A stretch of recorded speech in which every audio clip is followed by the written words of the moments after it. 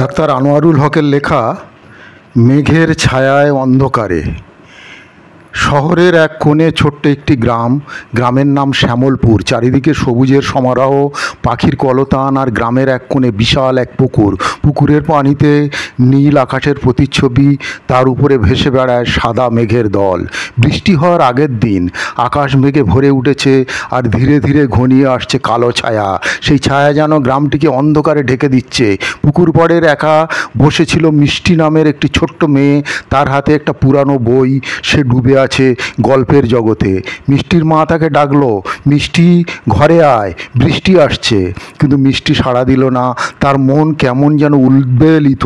মেঘের ছায়ায় এই অন্ধকারে তাকে এক অজানা রহস্যের দিকে টানছে। যে পুকুর পাড়ে বসেই রইল। মেঘের ছায়ার নিচে অন্ধকার আরও ঘনিয়ে আসছে। মিষ্টি হঠাৎ চোখ তুলে দেখল পুকুরের ওপারে এক রহস্যময় ছায়ামূর্তি। মূর্তিটি ধীরে ধীরে তার দিকে এগিয়ে আসছে। মিষ্টির হৃদয় তবুও ভীত নয়, বরং কৌতূহলে ভরে গেছে। তার মনে হলো এই ছায়ামূর্তি যেন তাকে ডাকছে।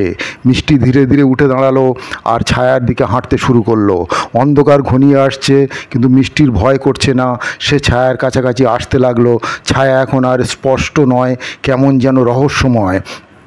হঠাৎ করে মিষ্টি পা পিছলে পুকুরের জলে পড়ে গেল। চারপাশে অন্ধকার, ঠান্ডা জল তাকে ঘিরে ধরল। সে ডুবে যেতে লাগলো, আর তার মনে হলো যেন সেই ছায়ামূর্তি তার সঙ্গে ডুব দিচ্ছে। মিষ্টির শ্বাসকষ্ট হচ্ছিল, কিন্তু সে লড়াই করছিল না। এক অদ্ভুত শান্তি তাকে গ্রাস করছিল। এই মুহূর্তের মধ্যে মিষ্টি চোখ খুলল। সে শুয়ে আছে তার ঘরের বিছানায়। মা পাশে বসে, তার মুখে চিন্তার ছাপ। মিষ্টি ধীরে ধীরে উঠল আর চারপাশে তাকালো। ঘরটি খুবই পরিচিত, কিন্তু তার মনে হচ্ছে কিছু একটা বদলে গেছে। সে বুঝলো পুকুর পাড়ে যা ঘটেছিল তা হয়তো স্বপ্ন ছিল, হয়তো বাস্তবও। কিন্তু সেই ছায়ামূর্তি তার জীবনের এক গভীর ছাপ রেখে গেছে।